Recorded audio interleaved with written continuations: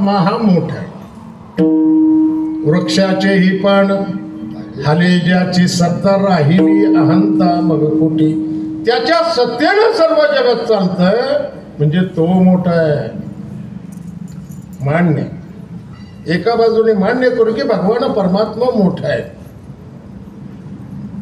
पण त्या भगवान परमात्म्यापेक्षा सुद्धा एक वर्ग त्याच्यापेक्षा काकणभर मोठा. तुका म्हणे आम्ही देवाहुनी बळी,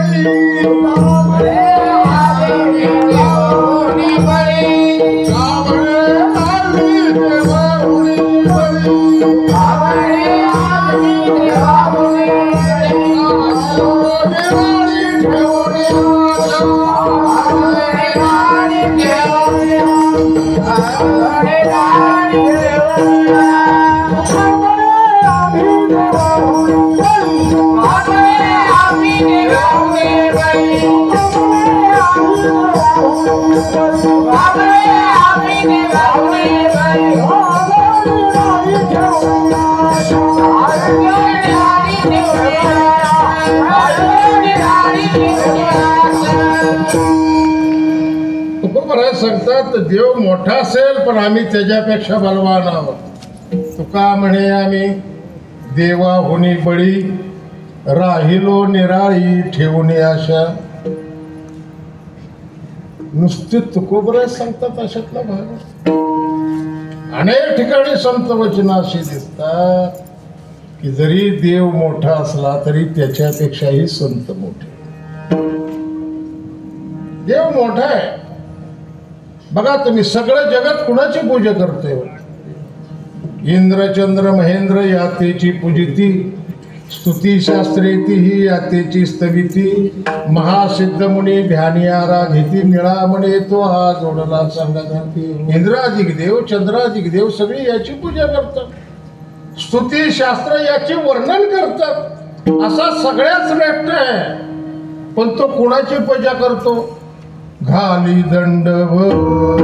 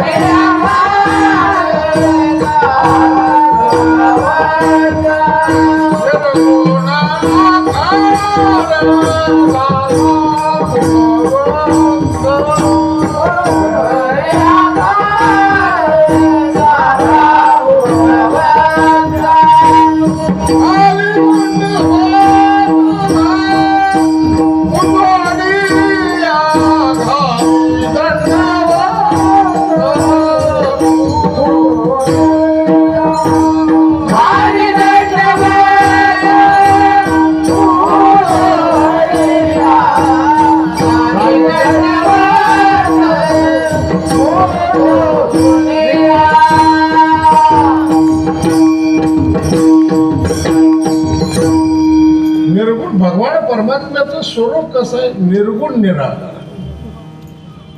रंग नाही रूप नाही नाही वर्ण छाया, निराकार निर्गुण तूची रघुराया. त्याला रंग नाही रूप नाही निर्गुण निराकार असलेला भगवान, पण तो सगुण साकार होतो. आणि कोणाची पूजा करतो. घाली दंडवत पूजोण्या संतांचे सुख, झाले या देवा म्हणवणी सेवा करी त्यांची तेथे वागा. काय कोण तो विचार वर्णावया पार, महिमा त्यांचा निर्गुणी आकार. झाला गुणवंत घाली दंडवत पूजोण्या. एक वेळेस देवर्षी नारद वैकुंठामध्ये गेले. सकाळच्या प्रहरी गेले. देवाकडे निघाले. द्वारपालांनी अडवलं. नारदा थांबा. म्हणले का? अरे मला देवाला भेटायचंय. म्हणजे भेटायचं मान्य. पण आता 2 तास थांबावं लागेल. म्हणले का? देवाची देवपूजा चालू आहे. नारद डोक्याला हात लावून विचार करायला लागले, सगळं जगत याची पूजा करते, हा कुणाची पूजा करतो? बसले, आता इलाज नव्हतं. देवाची देवपूजा संपली. देवाने आपल्या देवघराचं दार उघडलं. देव बाहेर आले. नारदाला विक्षेम कुशल विचारलं, केव्हा येणं केलं, काय केलं? नारदाने सांगितलं, देवाची राहू दे माझं बाजूला, मला आधी एका प्रश्नाचं उत्तर दे. म्हणले काय? सांग, सगळे जगात तुझी पूजा करतंय, इंद्र चंद्र महेंद्र सगळे देव तुझी पूजा करतायत, स्तुतीशास्त्र तुझं वर्णन करतायत, एवढं सगळं असताना तू कुणाची पूजा करतोय? देवालाही मोठा आनंद वाटला की असा प्रश्न विचारणारा माझा भक्त. म्हणून नारदाच्या हाताला धरलं आणि देवाने देवाच्या देवघरामध्ये नेलं. देवाने देवाच्या देवघरात नेलं आणि बघ म्हणले, हे माझे देव. त्यात पहिला नंबर कुणाचा होता? नारद, पराशर, पुंडरीक. नारद म्हणले, अरे बापरे, ह्याच्यात पहिला नंबर माझा.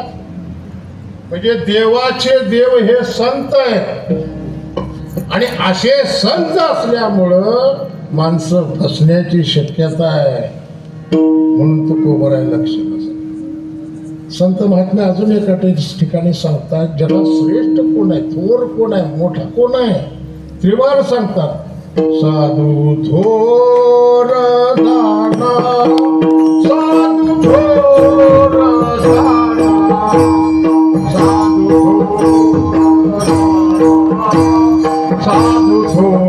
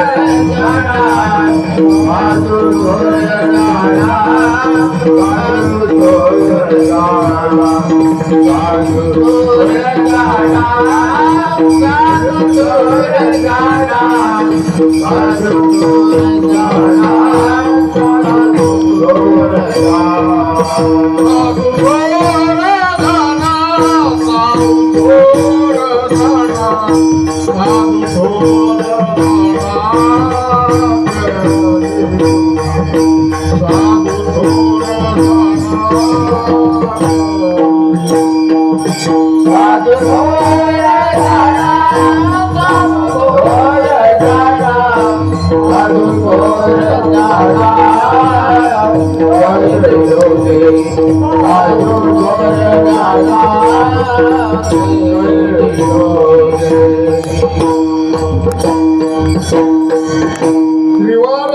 संत महात्मे की जगात थोर कोण आहे, मोठं कोण आहे?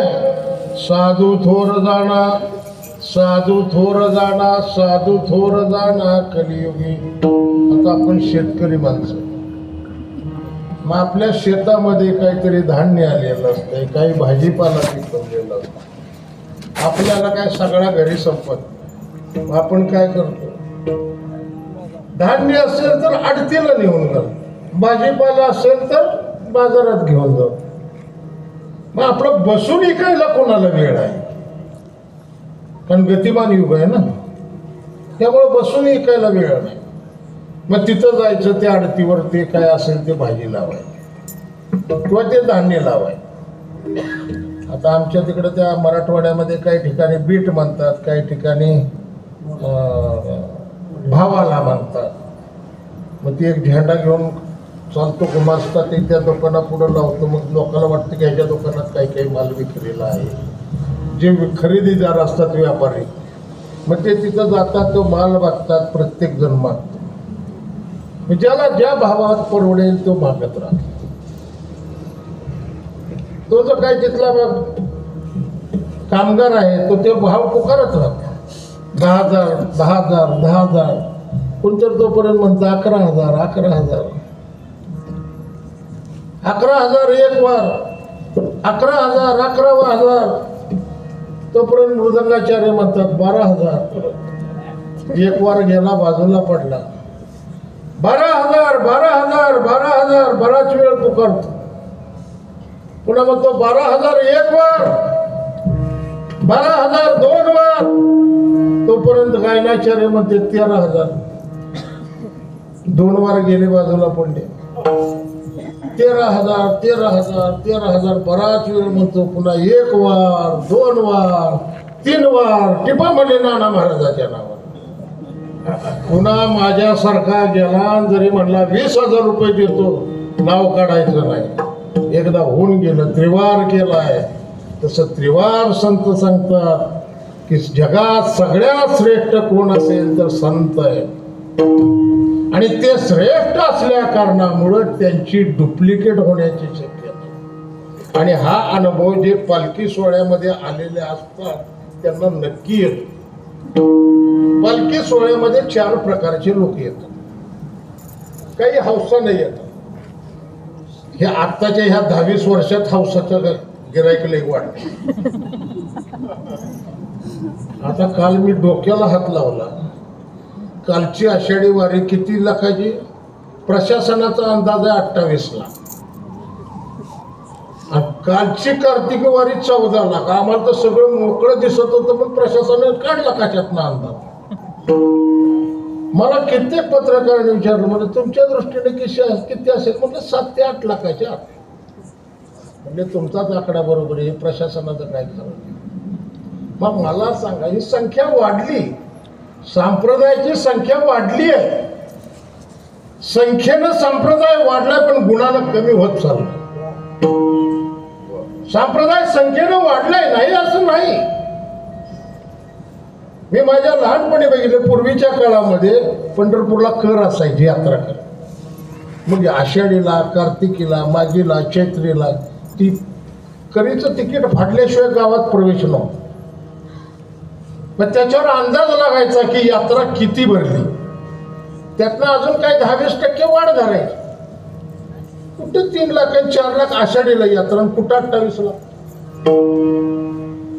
संख्येनं संप्रदाय वाढलाय, पण गुणानं उलटा ऱ्हास होत चाललाय. आज जिकडं बघावं तिकडं आपण रोज मीडियाच्या माध्यमातून ऐकतोय, पेपरच्या माध्यमातून ऐकतोय, संप्रदायाला लांछन पडेल अशा दृष्टीनं महाराज लोकच वागायला लागले. बाकीच्या जे काय हे तुकोबरायला आधीच माहिती होत 350-400 वर्षापूर्वी. म्हणून त्यांनी या अभंगामध्ये लक्ष नसेल की जे सगळ्यात श्रेष्ठ संत आहेत त्यांची डुप्लिकेट होईल. आम्ही पालखी सोहळ्यामध्ये आल्यानंतर काही हौसाने येतात, काही नवसाने येतात, काहीतरी ते देवाला बोलतात, ज्ञानोबरायला तुकोबरायला बोलतात, माझं अमकं होऊ दे, तुझ्या 5 वाऱ्या करील 10 वाऱ्या, एवढा दिवस पाहिजे. योग्याने योग करून करून मेला, जपी जप करून करून कंटाळून गेला, तपी तप करून मेला तरी त्याच्या स्वप्नात जाईना आणि ह्याच्या 5 आणि 10 वाऱ्याला सुजला. पण त्याला काय बोलायला काम व्हायला गाठ पडते, तो येतो, तो नवसा नाही.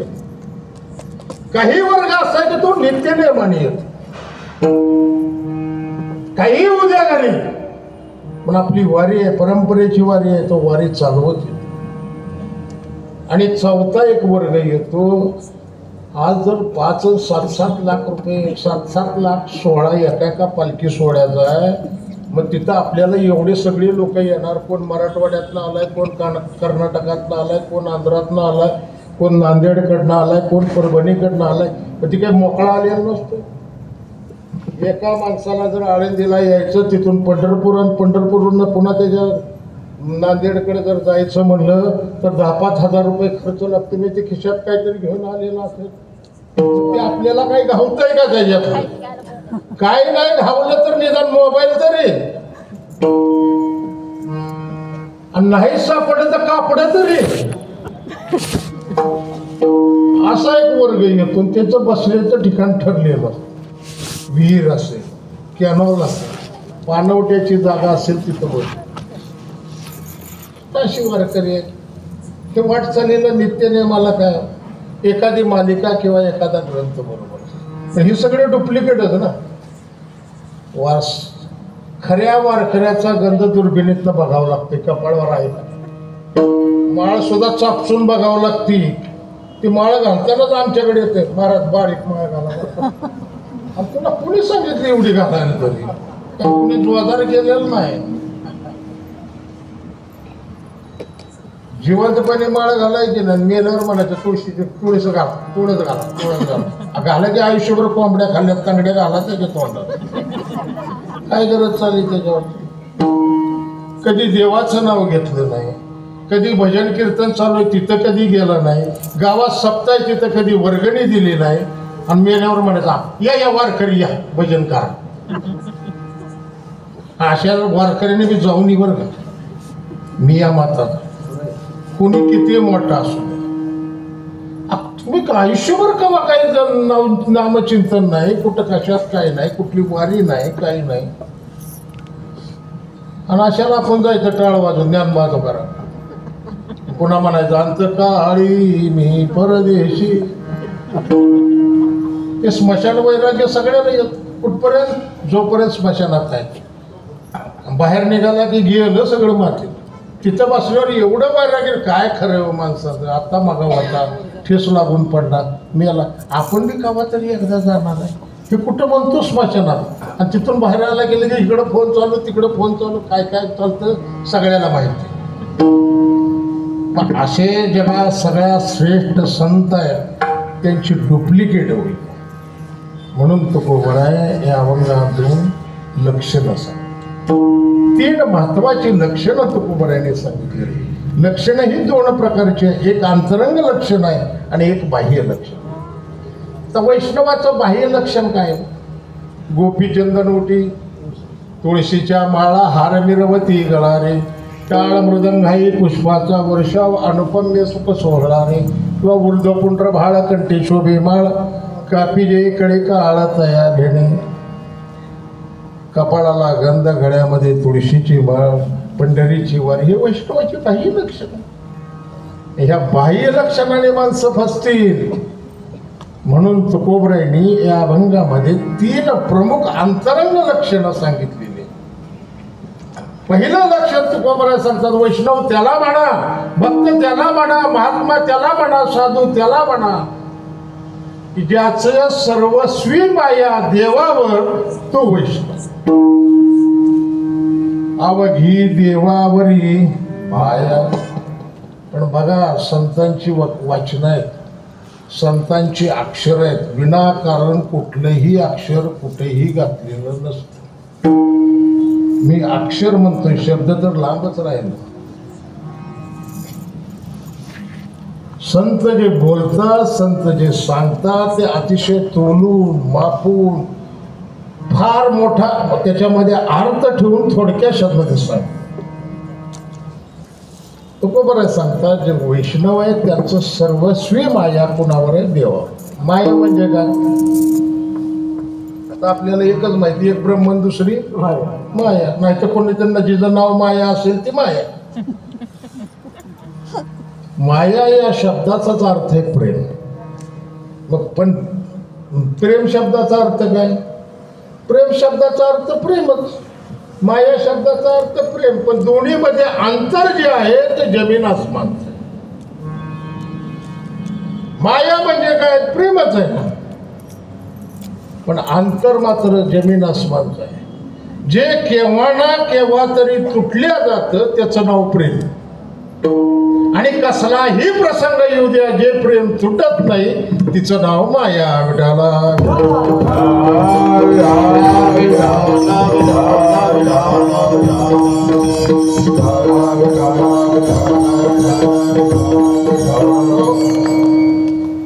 नवरा बायको मध्ये असते. काय असतं? प्रेम असतं. दोन भावामध्ये प्रेम आहे, दोन मित्रामध्ये प्रेम आहे, दोन शेजाऱ्यामध्ये प्रेम आहे, दोन गावात प्रेम आहे, दोन तालुक्यात प्रेम आहे, दोन जिल्ह्यात प्रेम आहे, दोन राज्यात प्रेम आहे, दोन देशात प्रेम आहे. पण कुठपर्यंत? जोपर्यंत सरळ चाललंय दोन भावामध्ये प्रेम. दोन भाऊ होते. थोरला भाऊ काय त्याच्या मनामध्ये आलं, शेतामध्ये चक्कर टाकायला गेला. एक येडा मारायचा म्हणून गेला. सगळं शेतातलं फिरून आला. येता येता ऊस आता तोडून जायचाच होता. एक ऊस काढला आपल्या खांद्यावर असा ठरला आणि गावात मध्ये आला, घराकडे आला. तेवढ्यात त्यांच्या घरामध्ये दोन मुलं होती. एक त्यांचा मुलगा होता आणि एक भावाचा मुलगा होता. आणि नेमकं त्या गल्लीत आले. गल्लीत ना आता घरापाशी काय 5-25 फूट राहिले. तेवढ्यात पोरांनी बघितलं, बाबा आले, बाबा आले, बाबा आले म्हणून दोन्ही पोरं धावत आले. यांनी काय केलं, जो खाद्यावर आपला असा डवलत डवलत यायला लागली होती, तो घेतला ऊस, गुडघ्यावर मोडला, 2 तुकडे गेले. आता एका बाजूला मुळी असती, एका बाजूला वाडा असतं ऊसाला. आणि ज्या बाजूला वाडं होतं त्या बाजूला त्यांचा मुलगा आला. आणि ज्या बाजूला मुळीचा भाव होता त्या बाजूला भावाचा मुलगा आला. मग आता ते पोरं दोन्ही सरळ अशी पळत आले. दोघांच्या सरळ असा हातात द्यायचा ना. पण ह्याला वाटलं माझ्या पोरांना वाड्याचा ऊस खावा का आणि भावाच्या पोराला मुळीचा ऊस जाऊ द्यावा का, म्हणून त्याने फक्त ऊस द्यायचा. पोरं जवळ आले की नुसता असा हात केला. इकडचा मुळीचा ऊस पोराकडे, इकडचा भावाच्या पोराकडे. ती घरातल्या भावानं बघितलं, घरात येऊ दिलं आणि सांगितलं, दादा आत्ताची आत्ता वाटली. अरे काय झालं? आतापर्यंत काय नाही, काय कुणाचं पूर नाही, बोर नाही, घरात कुणाचं काही नाही, काय कुणाला कमी नाही, काय बाकीचं बोलायचं. आता वाटणे म्हणजे वाटणे. एवढं भांडण विकोपाला गेलं, शेवटी वाटणी नाही. पण ह्याला काहीच कळलं ना. शेवटी त्याने न राहून विचारलं, ठीक आहे आता वाटणी तर झाली बाबा, पण मला सांग या नेमकं घडलं काय? मला जोपर्यंत असं चाललं होतं ना तोपर्यंत काही नव्हतं, पण ज्या वेळेस असं झालं संपलं. मला सांगा, प्रेम नव्हतं का? तो नवरा बायको मध्ये प्रेम आहे. नवीन लग्न झालं, त्या पत्नीनं सांगायचं, त्या कामाला जायचा, सकाळी 10 वाजता ड्युटीला जायचा आणि जाताना तिनं लाडानं दरवाजापर्यंत सोडायला जायचं. लवकर या बरं का, तुम्ही जेवल्याशिवाय मी जेवत नाही. तुम्हाला फोन करून विचारते, तुम्ही पाणी पिला तर मी पाणी पिते. तुम्हाला फोन करून विचारते, तुम्ही चहा पिला तर मी चहा पिते, नाहीतर मी उपाशी राहते. त्यामुळे तुम्ही बाहेर वेळ काढू नका, आता वेळेवर या. रोज याचं ऐकून हिचं कान किटलं. बरं, ही घरी ऐकायचं आणि ह्याने ऑफिसमध्ये त्या पडाय मारायच्या. काय माझ्या बायकोचं माझ्यावर प्रेम आहे मला. काय माझ्या बायकोचं माझ्यावर प्रेम आहे? मी जेवल्याशिवाय जेवत नाही, मी पाणी पिल्याशिवाय पाणी पित नाही, मी चहा पिल्याशिवाय चहा पित नाही. त्याच्याच शेजारी त्याच्या ऑफिसमधला एक जण राहत होता, त्याला सगळं माहिती होतं. ते बी ऐकून ऐकून सगळे ऑफिसमध्ये कंटाळून गेले. रोज ह्याचं बायको पुरण चालूच आहे. शेवटी त्या शेजाऱ्याने सांगितलं, म्हणजे रामा एक काम कर, निव्वळ तुझं ती पुराण बंद कर, आपण बघू उद्याच्या. फक्त एक काम करा, आज उद्याची रजा आज टाक. मला का तुला काय करायचं मी सांगतो तेवढं काम कर. ठीक आहे म्हणलं. त्यांनी रजा टाकली, रजा मंजूर झाली. कीर्तनात लगेच होती बरं का. असा किती ताप करावा लागतो बघा. आणि त्याला सांगितलं येताना, हे बघ रोज किती वाजता बाहेर पडतो म्हणला? 10:05. त्या टायमिंगला बरोबर बाहेर पडायचं. आणि ऑफिसकडे जायचा रस्ता तुझा हाच आहे, मी त्या पुढच्या चौकात आहे, तू तिथं ये. म्हणलं ठीक आहे.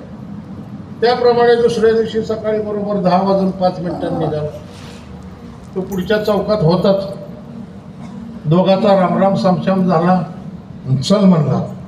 कुठं? चल म्हणलं पाठीमाग. गेला पाठीमाग. पूर्वीचा काळ, आताची घरं नाही, पूर्वीच्या काळात दाबड्याची घरं, माळवत. मग त्या माळवताला ऊन वारा हवा येण्यासाठी सवनी असायची. म्हणून त्याच्या मागच्या गल्लीतनं गेला, त्याच्याच माळवतावर नेऊन बसवलं. म्हणले इथं बस. फक्त एक आहे, तुझं ऑफिसचं टाइम संपेपर्यंत इथनं हलायचं नाही आणि एक शब्द बोलायचा नाही. काय काय होत आहे तेवढं दिवसभरात बघायचं आणि मला संध्याकाळी सांगायचं. म्हणलं ठीक आहे. ह्याला मोठा अभिमान होता ना, माझं बायकोचं माझ्यावर एवढं प्रेम आहे. जाऊन बसला. तिनं आपलं वाटं लावलं, लवकर या बरं का. ते रोजच्या प्रमाणे झालं. मम आत्माना श्रुती स्मृती. त्याला वर जाऊन बसवला. थोडा वेळ गेला. त्या रस्त्याने एक देशी ऊसाची मोळी घेऊन एक मनुष्य निघाला. ऊस घ्या ऊस, देशी पुंड्या ऊस. ही दरवाजामध्ये आली. ए मोळीवाले दादा इकडे म्हणले. केवढाला ऊस? म्हणले 10 रुपयाला एक ऊस. म्हणले देशी? म्हणले हो. अहो म्हणले एक चोई काढायला गेलं तर 4-5 कांड्याची निघती. आता सांगता नाही, दात पडेल पण ऊसाची चोटी निघणार नाही. घेतले 2 ऊस. कडा कडा कडा कडा फोडून खाल्ले. पुन्हा सगळं झाडून बिडून काढून पुन्हा कोंडावर कचरा गेला. थोडा वेळ गेला. एक पेढेवाला. पेढे घ्या पेढे, सातारी कंदी पेढे. त्यालाही बोलवून घेतलं. ये बाबा कसे किलो आहे? मला 400 रुपये किलो. दे अर्धा किलो. ते अर्धा किलो पेढे घेतले. गटा गटा गटा बसून खाल्ले. हे वर्ण सवण्यातनं बघतं एवढं ध्यानात राहू द्या. ऊस खाता नाही बघितले, पेढे खाता नाही बघितले. पुन्हा काही काळ गेला. एवढ्यात एक जण बागवान आला आपला गाडा घेऊन. संत्रे घ्या संत्रे, नागपुरी संत्रे. त्यालाही हात मारली. कसे डझन आहे? मला 100 रुपये. दे अर्धा डझन. ते अर्धा डझन संत्री बी खाल्ली. ही वर्ण बघते. त्याच्या तळपायची आग मस्तकाला झाली. पण तिने सांगितलं होतं ह्या टायमापर्यंत काय बोलायचं नाही. त्याचा ऑफिसचा टाइम संपला बरोबर तो मागणं खाली आला. ते चौकात होता. मला कसं काय आता बोल नको, आता बघतो म्हणला.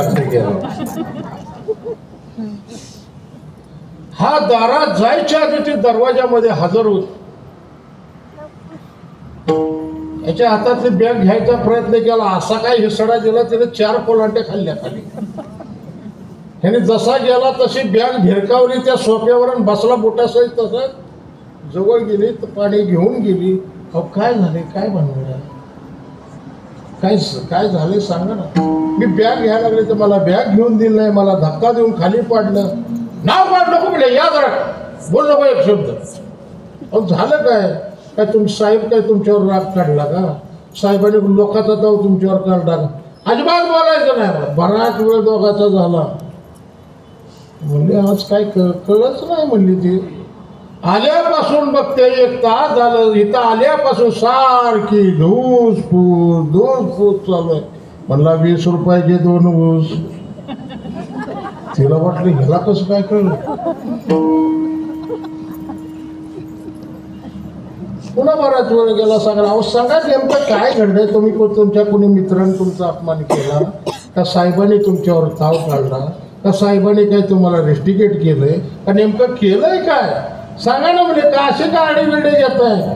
म्हणला 200 रुपयाची पिढी मग तर निम्मी आईस्क्रीम काय म्हणले. आज काय बराच वेळ पुन्हा इकडं तिकडं ही विचारा ती विचारा कुणी काय केलंय का कुणी तुमचं काही तुमचे पैसे लुटलेत का अमकं झालंय का बोलायचं नाही. म्हणले आज काय तुमचं ताळतंत्र काही कळे ना. म्हणला 1/2 डझन नागपुरी संत्र. मग तिच्या लक्षात आलं. म्हणजे हे तुम्हाला कसं कळलं. म्हणलं माझ्या वाचून कसं गिळलं. दुसऱ्या दिवशी घटस्फोट. मला सांगा प्रेम नव्हतं का. पण जे केव्हा ना केव्हा तरी तुटल्या जातं त्याचं नव्हतं. पण माया अशी निबर आहे कठीण आहे. कसलाही प्रसंग येऊ द्या जे प्रेम तुटत नाही तिचं नाव माया. मुलानं आईला सांभाळू द्या नाही सांभाळू द्या चांगलं म्हणू द्या नाही म्हणू द्या म्हणजे कोणी मुलांनी सांभाळू नये असा अर्थ काढू नका. कारण पांडुरंग परमात्मा जो विटेवर उभा आहे तो दुसऱ्या कुठल्या सेवेच्या बळावर नाही केवळ मात्या पित्याची केलेल्या सेवेच्या बळावर तो 28 युग तिथं उभा आहे आणि जगाला अजून तारतोय.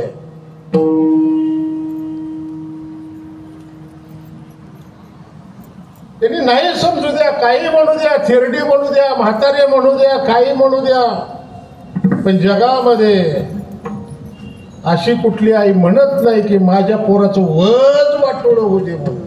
आणि जर म्हणत असेल तर आपण नक्की समजावं त्याची सख्खी आई नसणार आहे ती सावत्र आई. जगामध्ये कुमाता जन्माला यायची नाही. पोराने नाही सांभाळायचं माझ्या पोरावर माझं प्रेम आहे. ते जे आईचं आणि जे मुलावर जे प्रेम असतं ना तिचं नाव माया आहे. म्हणून तुकोबाराय सांगतात जे वैष्णव आहेत त्यांचं सर्वस्वी प्रेम हे देवावर. पण प्रेम आहे ओळखायचं कशावर. मला सांगा माझंही तुमच्यावर प्रेम किंवा तुमचं माझ्यावर प्रेम ओळखायचं कशावर. त्याचं गमक तुकोबाराय द्रुपदामध्ये सांगतात. नाही अधिका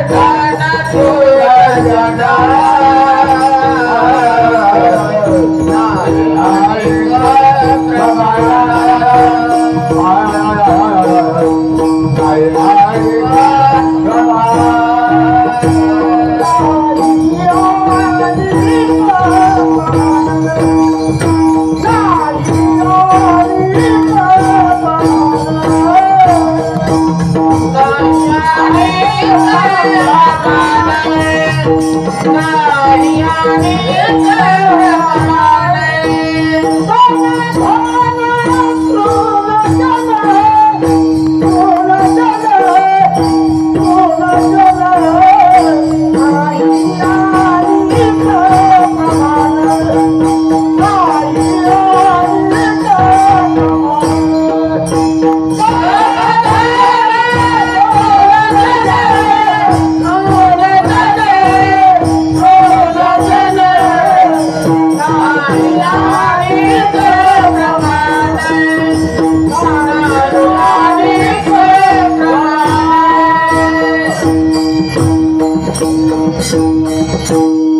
माझं तुमच्यावर प्रेम आहे, माझं तुमच्यावर प्रेम आहे, माझं तुमच्यावर प्रेम आहे हे म्हणून चालत नाही.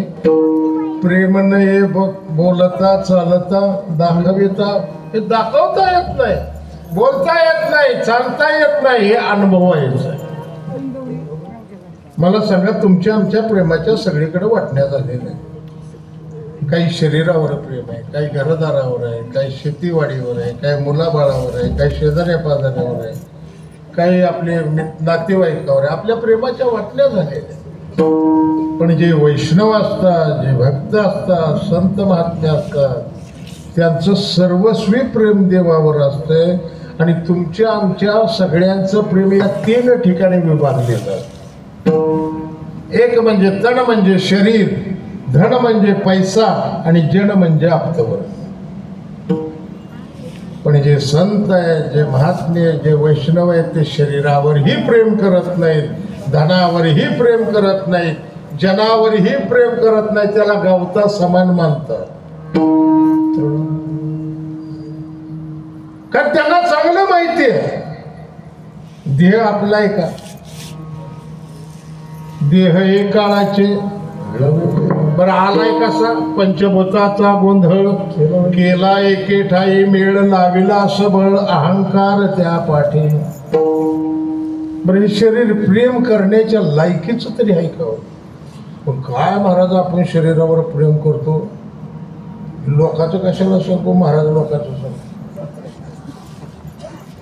कारण कुठला महाराज माझ्या डोळ्यात बसत नाही, त्याची काय अडचण, व त्याच्या डोळ्यात मी बसत नाही, कोणी किती असो.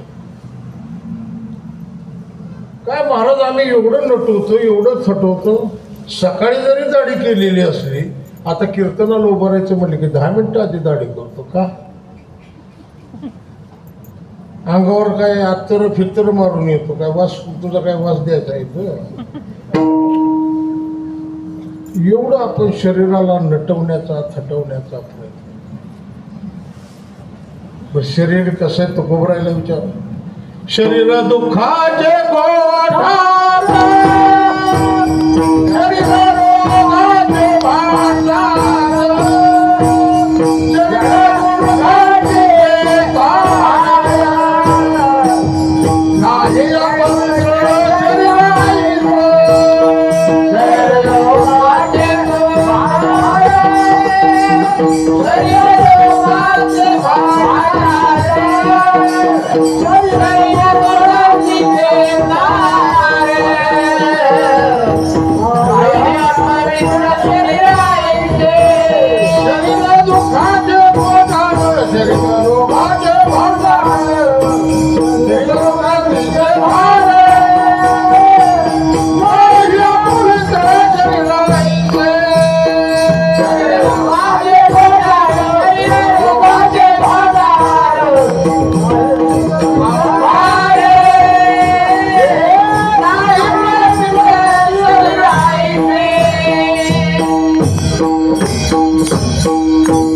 शरीरासारखी अपवित्र वस्तू दुसरी कुठली आहे का?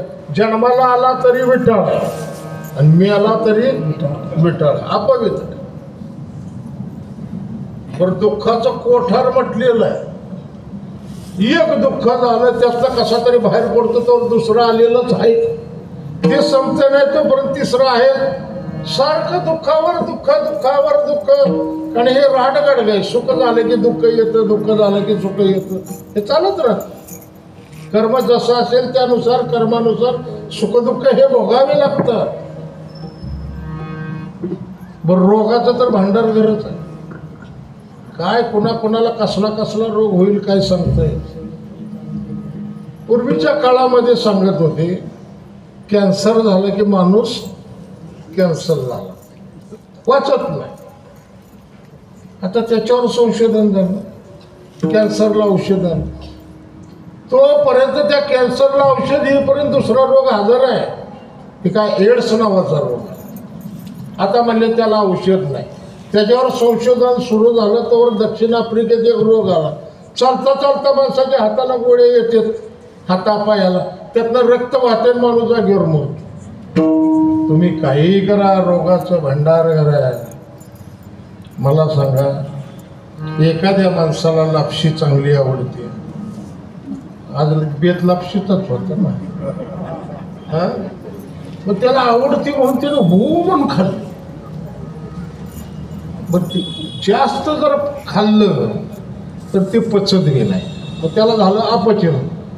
मग ते अपचन काय गप्प बसत, ते दोन गोष्टी वाटतं बाहेर काढतात. एक तर तोंडा वाटतं बाहेर निघतं, नाहीतर दुसऱ्यांदा कीर्तनात उभारल्यावर सुवास दिला की शेजारचा माणूस लागला. शरीर दुर्गंधीचे.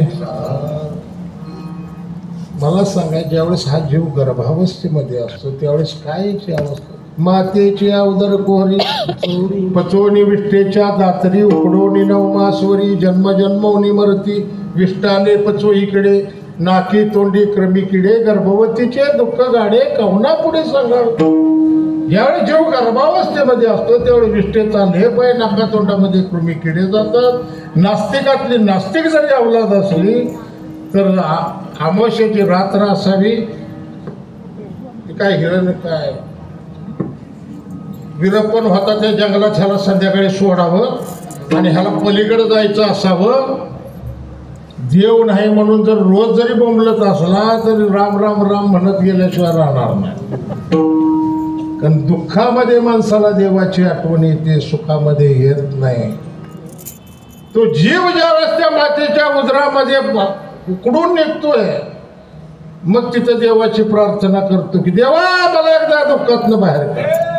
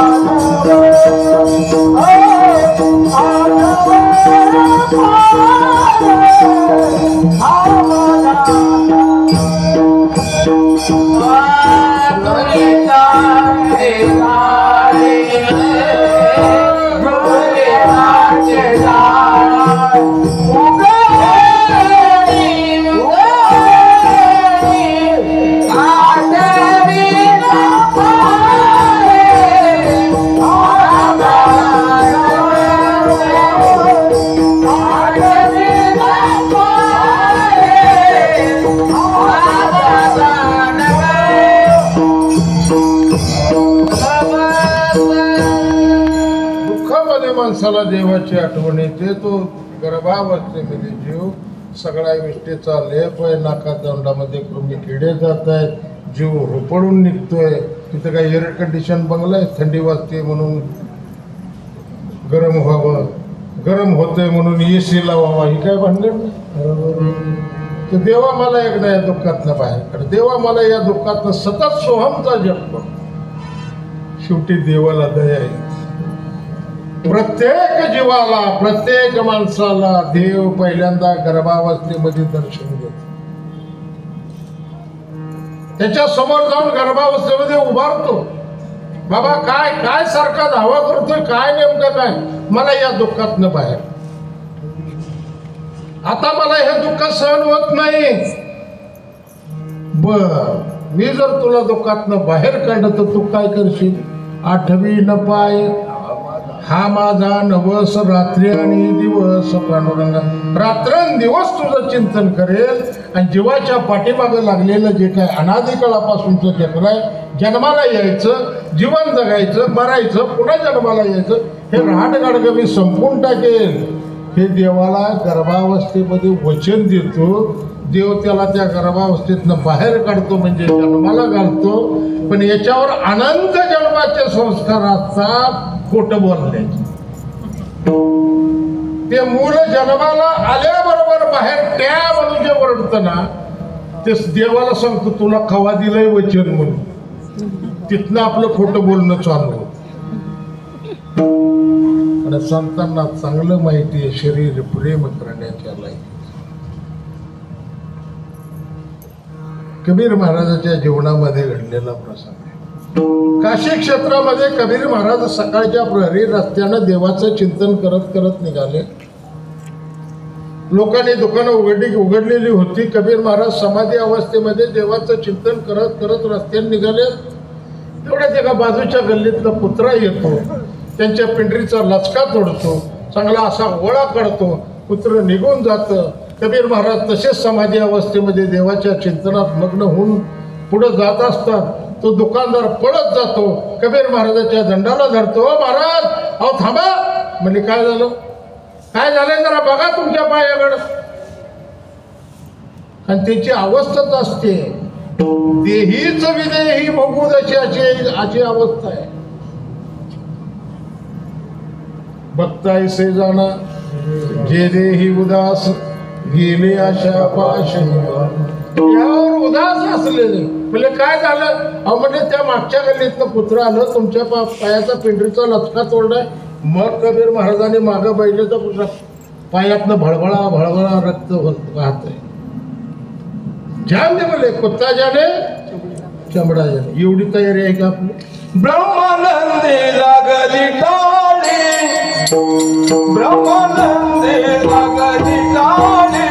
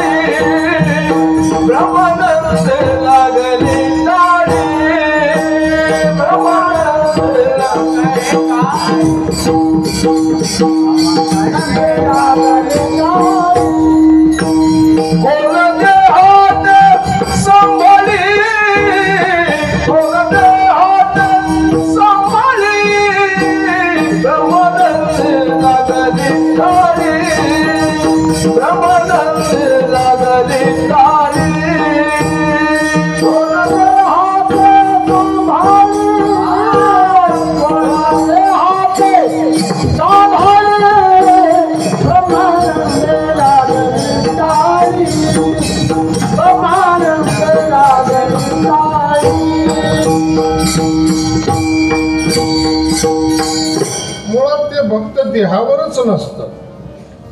निंदी कोणी मारी, वंदी कोणी पूजा करी, मज हेही नाही तेही नाही. मग कुठं असते तर ते ब्रह्मानंदात. तुम्ही आता मला पुढं मागं न्यायला लागला, मी पुढं पळायचं बघतो, तुम्ही पुन्हा मागं नेताय, मोहर आणताय असं.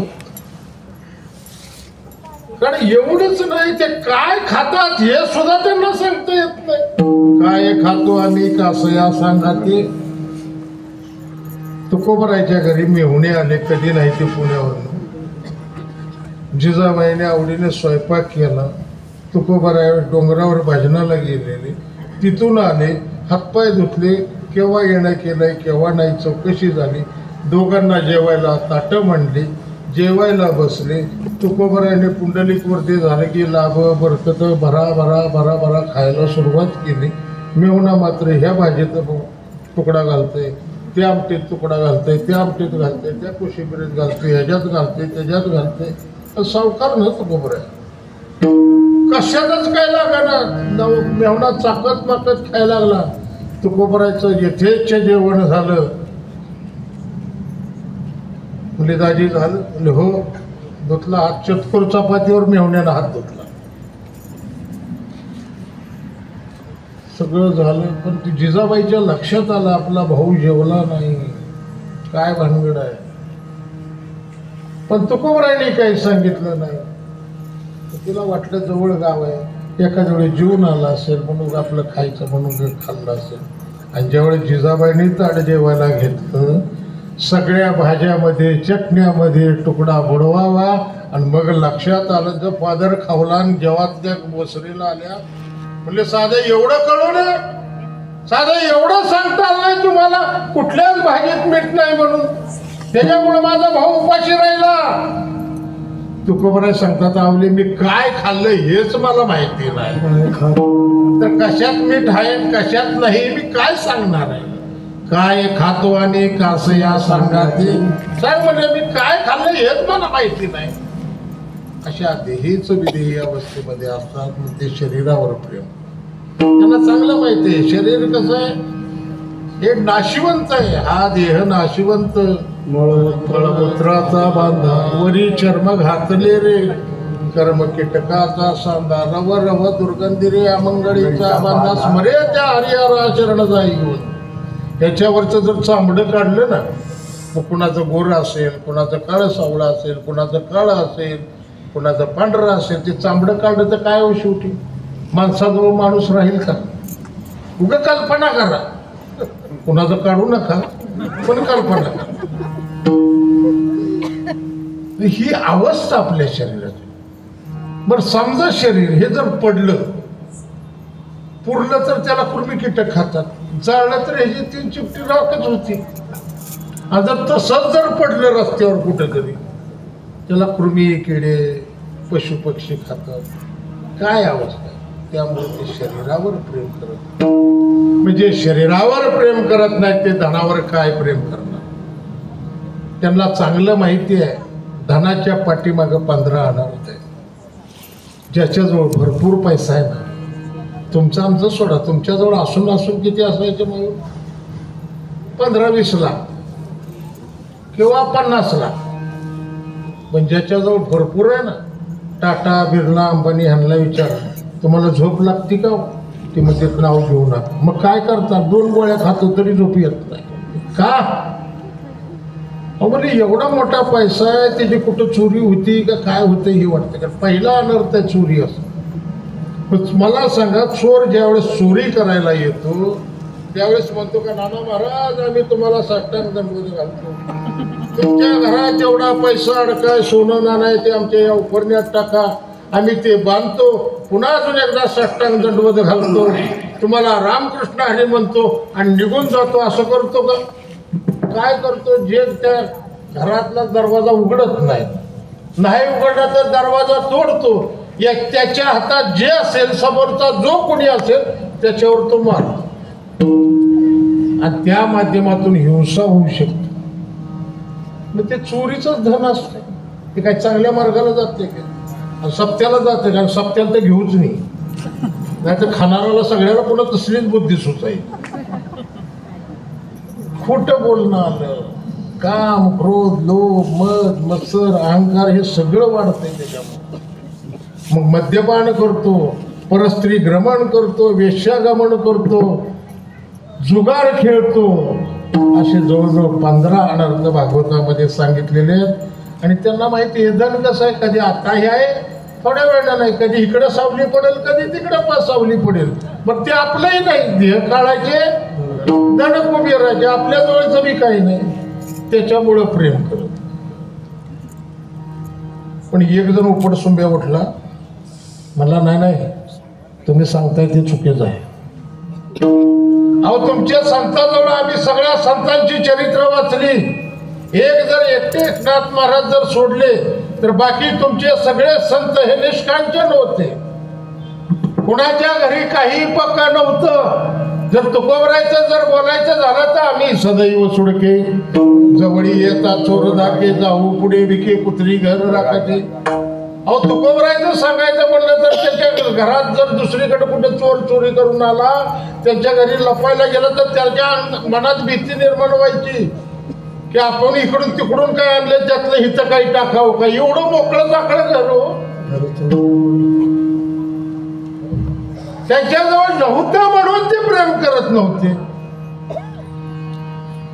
2 गोष्टींनी निषेध व्यक्त करतात. एक जी गोष्ट प्राप्त आहे ती नको म्हणणं आणि जी मिळतच नाही तिला नको म्हणणं. समजा मला एखादा उद्या मी उठून म्हणाला मला मोदीची खुर्ची द्यायला लागली होती पण मी लाच मारली. अरे तुला देतो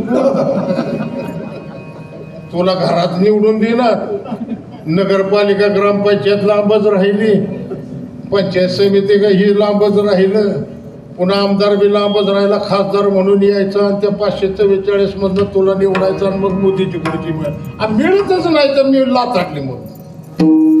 आणि ते जर मोदीनं म्हणलं मला ही खुर्ची नको तर प्राप्ताचा एक निषेध होतो आणि जे अप्राप्य आहे त्याचाही निषेध होतो. अहो तुमच्या संताजवळ नव्हतंच काय त्याच्यामुळे ती करत असतील, धनावर प्रेम करत असतील. आमच्याजवळ आहे ना, संताजवळ नव्हतं अशातला भाग नाही. त्यांच्या अंगामध्ये सामर्थ्य एवढं होतं की सोन्याचे पर्वत करवती पाषाण अवघे रानो रान कल्पतरू. कल्पतरूचे बगीचे बांधण्याची ताकद होती, सोन्याचे पर्वतच्या पर्वत करण्याची ताकद होती. नामदेवरायच्या जीवनामध्ये घडलेला प्रसंग आहे. नामदेवराय हे देवाचे लढवाळ भक्त आणि त्याच काळामध्ये पंढरपुरामध्ये परिसा भागवत नावाचे आईसाहेबाचे भक्त, ही त्यावेळेपासून आहे. पण त्या परिसा भागवताला रुक्मिणी मातेने परीस दिलेला होता. परिसाचा गुणधर्म आहे, परिसाच्या जवळ लोखंड नेलं की त्याचं सोनं होतं. नामदेवरायच्या घरी 15 माणसं, 18 विश्व दारिद्र्य, खायला काही नसायचं. नामदेवरायच्या पत्नीचा आणि त्या परसा भागवताच्या पत्नीचा संवाद झाला. ते म्हणले तुमचे देवाचे भक्त आहे त्यामुळे देव तुम्हाला काही देत नाही. बघा बघ आमच्या मालकाला कसं आमच्या आईसाहेबांनी परीस दिला. मग म्हणले मी तर असं करते तुम्हाला उसना परीस दे. माझा हा परीस घरी घेऊन जावा, घरामध्ये जेवढं तुमचं लोखंड असेल त्या लोखंडाला त्याचा स्पर्श करा, त्याचं सोनं होईल. माझा परीस पुन्हा मला माघारी द्या. राधाबाईने तो घेतला, घरी आल्या, जेवढं लोखंड होतं त्याला लावलं, त्यातलं काही थोडीशी बाजारामध्ये मोडलं. नामदेवराय कुठं तर देवळामध्ये भजन करत बसलं, मोडलं, त्याच्यातनं बाजार केला. चांगला पुरणाचा स्वयंपाक सुरू, त्याचा वास त्याच्या त्या झोपडीच्या बाहेर आला. नामदेवराय देवळातलं भजन करून आले, बघते तर आपल्या घराच्या समोर आले. पण आज वास येतोय, काय भानगड आहे आज? काय आज तर काहीच नव्हतं आपल्या घरी, पण आज सुवास येतो. नेमकं काय भानगड आहे? आपण चुकून दुसऱ्या कोणाच्या घरी गेलोय का? मग स्वतःला चिमटा घेऊन बघितलं, आपण भानावर आहोत का समाधीत आहोत? अरे आपण तर जागे आहोत. इकडं तिकडं फिरून बघितलं, इकडं तिकडं आपलं घर आहे का लोकांचं आहे? पुन्हा वाकून बघितलं, अरे म्हणजे हे तर घर आपलंच आहे. आज गेले, विचारलं काय भानगड आहे आज एवढा थाटमाट कसा काय? काय नाही म्हणजे आता तुम्ही खुशाल त्या काळ्याचं भजन करा, आता तुम्हाला प्रपंचाची काळजी नाही. म्हणजे काय भानगड? राधाबाईने सांगितलं असा असा प्रकार झालेला आहे. त्या परसा भागवताच्या पत्नीने मला परीस दिलेला आहे, मी त्याचं सोनं केलंय, त्या सोन्यातनं काही मोडून बाजार केलाय, तर मी देवाचं चिंतन आता खुशाल करा. नामदेवरायला तेवढं सहन झालं नाही मला. म्हणजे बघू कसला असतो परीस. तो परीस हातात घेतला आणि दिला, भेर दिवशी चंद्रभागेत गिरतो. आता ते पाण्यात जाऊन पडला. 2 दिवस झाले, 4 दिवस झाले, 8 दिवस झाले. परिसा भागवताची पत्नी आली, नामदेवरायच्या पत्नीला म्हणायला लागली माझा परीस द्या. नामदेवरायच्या पत्नीने सांगितलं असं झालं, माझ्या मालकाने चंद्रभागेमध्ये टाकून दिला. जे दोघीचं भांडण लागले तिथे, तुम्ही टाकलेला नाही, काही नाही, तुम्हाला माझा परीस लंपास करायचा आहे त्याच्यामुळे तुम्ही सांगताय. ते भांडण एवढं विकोपाला गेलं. तिकडून परिसा भागवत बी आला, तिकडून नामदेवराय बी आले. म्हणजे काय आपल्या घरापुढं काय कालवा चाललाय, काय तमाशा चाललाय? नामदेवरायने बघितलं, परिसा भागवती बोलतोय, त्याची पत्नी बोलतेय. नामदेवराय तेवढ्यामध्ये आले, म्हणजे ओ देवा काय झालं? म्हणजे तुम्ही आमचा परीस लुबाडला. नाही म्हणजे मी चंद्रभागेत टाकला, माझा परीस मला पाहिजे. म्हणजे चल, धरलं त्या परिसा भागवताच्या हाताला, गेले चंद्रभागेमध्ये. नामदेवराय त्या पात्रामध्ये गेले, बुडी मारली, त्या पात्रातलं वंजर खडे काढले, घ्या म्हणले तुमचा याच्यातला परीस. म्हणले कुणाला लागला वारकऱ्यास फास व्हायला?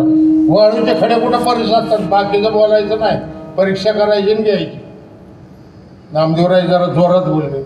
मग आता गेलेलो नुसता उघडा बम, खांद्यावर एक पंचा, खाली सोबळं. आता तिथं काय परीक्षा करणार चंद्रभागेमध्ये? पण त्याच्या गळ्यात अंगात जानवं होतं, त्याला एक किल्ली होती लोखंडाची. त्यातला एक खडा घेतला, त्या किल्लीचा आणि त्या खड्याचा स्पर्श झाल्यावर परिणाम काय झाला? प्रत्यक्ष प्रचिती हे वाळवंट परिस केले, हरपली विषमता द्वैत बुद्धी निरसन. तोच परिसा भागवत पुन्हा सांगतो नामदेवरायची आरती करताना. ही मला स्वतःला प्रचिती आली की नामदेवराने सगळं वाळवंट परिस केलं. म्हणजे अंगात एवढं सामर्थ्य होतं तरी ते धनावर प्रेम करत नव्हते.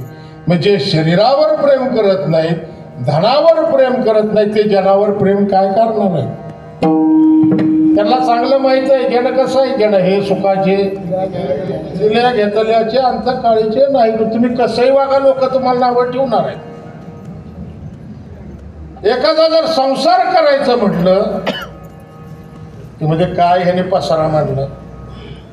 संसार करिता म्हणते हा पसारा, न करिता नरा निंदिता ती.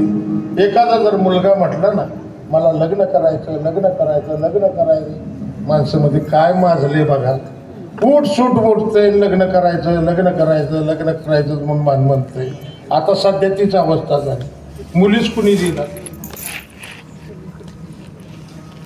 आणि जर एखादा मुलगा जर म्हटलं ना मला लग्न करायचं नाही, मला ब्रह्मचर्य व्रताचं पालन करून वागायचं आहे, मी त्याप्रमाणे ब्रह्मचर्य राहणार आहे, कशाचं लग्न करते मग? नपुसक आहे. करायचं म्हणलं माजलंय म्हणते, न काय तर नाही करायचं म्हणलं नपुसक आहे. एखादा जर मनुष्य कोणाला काही बोलत नसेल, किती बोललं तरी काय हो, लई गर्विष्ठ आहे हो. आम्ही किती बोला, 2 तास त्याच्या पुढे डोकं फोडलं पण एक शब्द बोलला नाही. आणि एखादा जर मनुष्य जास्त बोलायला लागला, गाडग्याचं तोंड असतं तर मागच फुटलं असतं. बहु बोलो जाता म्हणते हा वाचा, न बोलता म्हणती सकळ गर्वी. जर एखादा कधी कुणाला भेटायला जात नसेल तर त्यालाही नावं ठेवतात, आणि रोज भेटायला जर आलं तर त्यालाही नावं ठेवतात. बेटीसी नव जाता म्हणते हा निष्ठूर, येता जाता घर बुडविले. भेटायला जात निष्ठूर दगडाच्या काळजाचं. एवढ्या माझ्या घरी सुखदुःखाचा प्रसंग झालाय तर साधा भेटायला सुद्धा आला नाही, म्हणून हे रोज जायला लागला. तर म्हणजे ह्याने आमच्या उमऱ्याला साल ठेवली नाही, आमचं घर बुडवलं. तसंही बघा लोक नावं ठेवतील. शेवट तुकोबरायांनी शेरा दिलाय. लोक जैसा ओक धरविता धरेना, अभक्ता जिरेना संत संग. तुका म्हणे तुम्ही ऐका हो वचन, या जनाचा त्याग करा आणि भक्ती करा. म्हणजे शरीरावर प्रेम करत नाहीत, धनावर प्रेम करत नाहीत, जनावर प्रेम करत नाहीत. तुकोबरा सांगतात वैष्णव तू दया.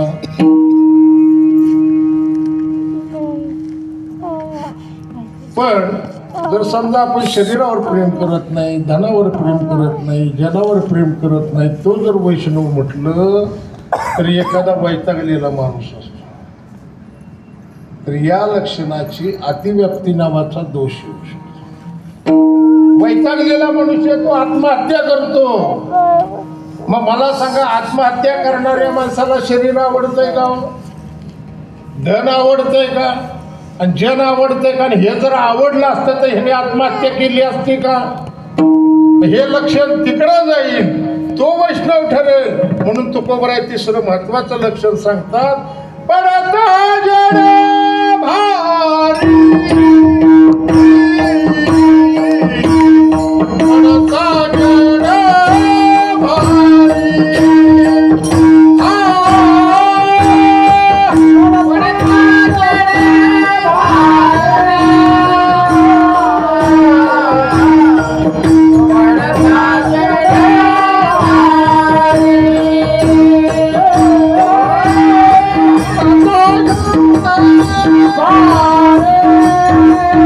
Oh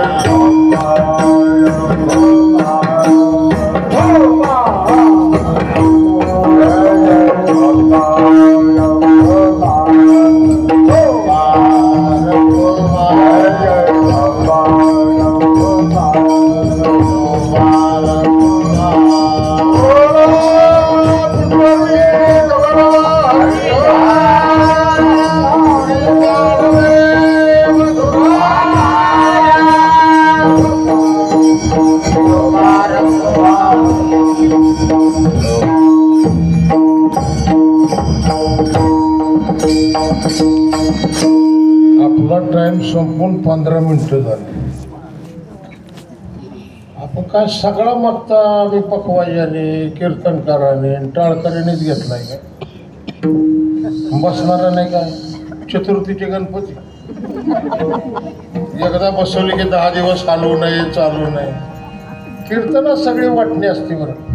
टाळकरी बिचारे चांगले टाळ वाजवते, प्रमाण म्हणते, उड्या मारते, डुलते, पकवाजे जीव तोडून वाजवते.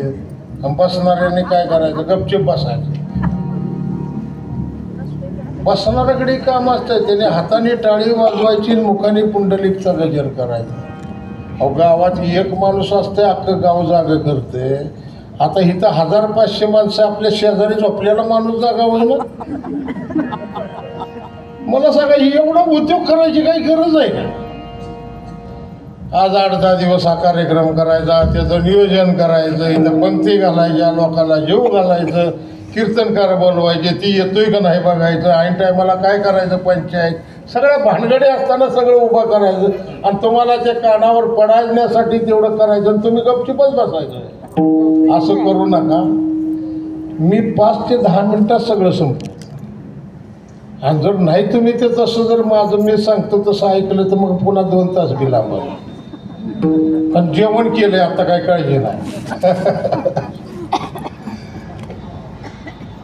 असं बरोबर आहे. तिसरं महत्वाचं लक्षण सांगतात, हे लक्षण तिकडं जाईल. जो आत्महत्या करतोय तो वैष्णव ठरेल.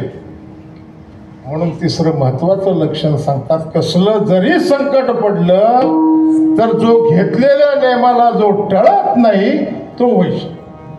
पडता जड भारी जरी हे आकाश वर पडो पाय, ब्रह्म घोळ भंगा जाय, उडवनळ त्रिभुवन खाय, परिमी तुझीच वास पाय गा, विठोबा न करी अनेकाचा पांगिला. की जो घेतलेला नेम आहे, वारकऱ्याचा नेम काय हो? हाची माझा नेम धर्म, मुखी विठोबाचे नाम. त्या भगवंताचं नामचिंतन करणं हाच वारकऱ्याचा नेमधर्म आहे. आणि त्या नियमाला अनुसरून असणारी मग पंढरीची वारी असेल, आळंदीची असेल, देहूची असेल, पैठणची असेल, त्र्यंबकेश्वरची असेल, अजून कुठली वारी असेल ती वारी करणं, या नियमाला जे टळत नाही तुकोबराय सांगतात तो वैष्णव. वैष्णव तो जया अवघी देवावरी माया नाही अनेक प्रमाण, धन धन तृणजन पडता जडवारी, नेमा नटळे निर्धारी. मग अशा लक्षणाने युक्त जो कोणी वैष्णव असेल तो कुठल्या का जातीचा असेल, तो का म्हणे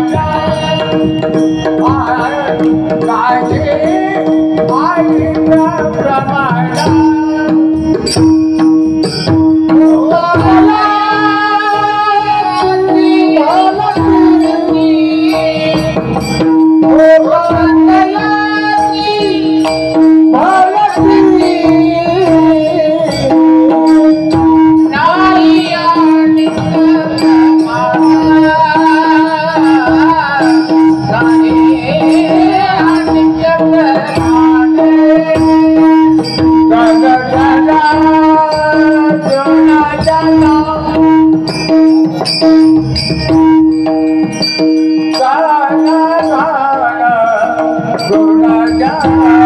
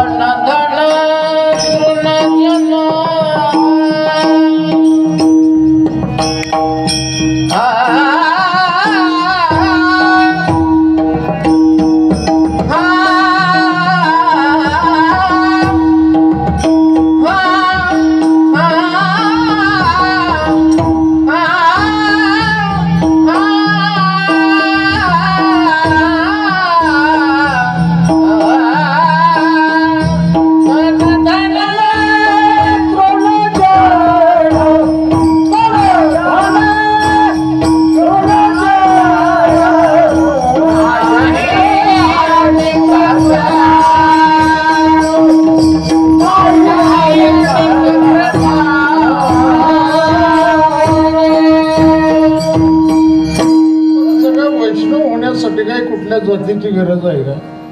याता याती धर्म नाही विष्णूदासा, निर्णय तो ऐसा वेदशास्त्री. बघा तुम्ही ज्ञानोबराय पासून तुकोबराय निळोबराय पर्यंत 18 पगड जातीमध्ये संत होते आणि संप्रदायाला मान्य असणाऱ्या संतांची यादी 2 अभंगामध्ये. उंच नीच काही नेणे भगवंत, इष्टे भाव भक्ती देखुणे या अभंगामध्ये.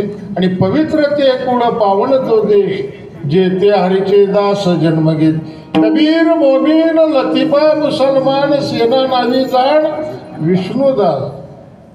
नवे नवे मला सांगा, माणसं चारली त्याच्यात वाद नाही. जटायू पक्षी त्याचा उद्धार केला. माकड कुळात जन्माला आलेली योनी जन्माला अमरकट.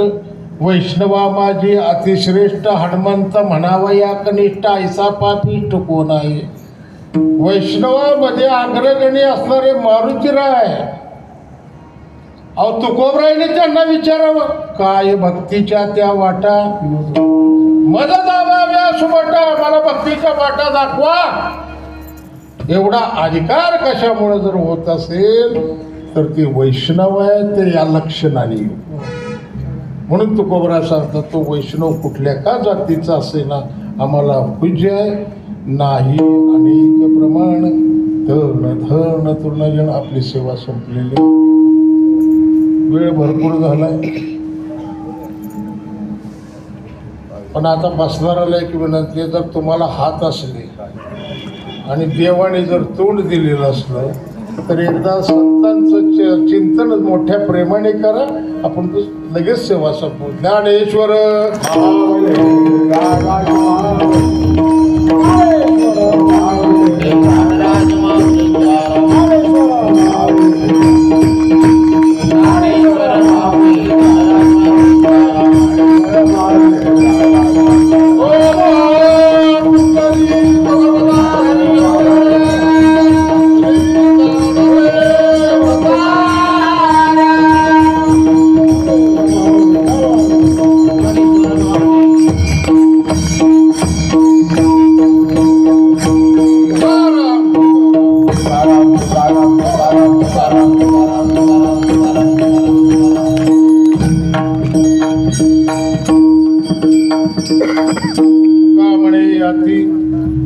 तयाची भलती नाही अनेक प्रमाण धन धन तृणजन. आज या ग्रामदैवताच्या नाथाष्टमी निमित्त झाले.